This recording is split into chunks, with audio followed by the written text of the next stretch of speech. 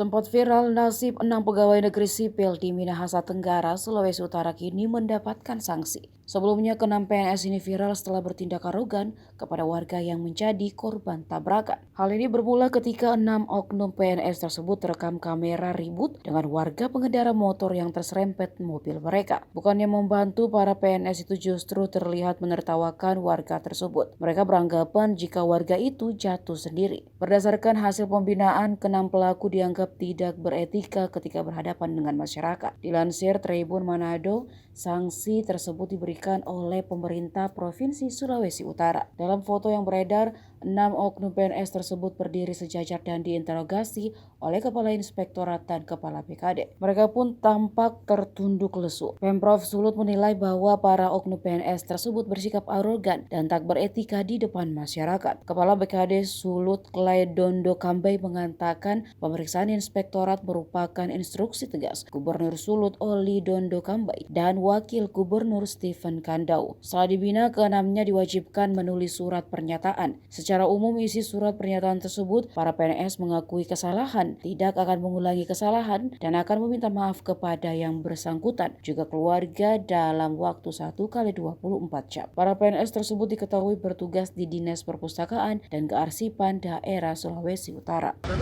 Foto saja nata kores. Mau kira apa nggak aja salah. Silakan dong lari le. Mana mau masa mau lari pengana? Lari kan udah dusuh. Dusuh. Kan kita nggak pakai helm. Jabat na ontak. Bayi dulu na ontak. Orang na ontak begini no.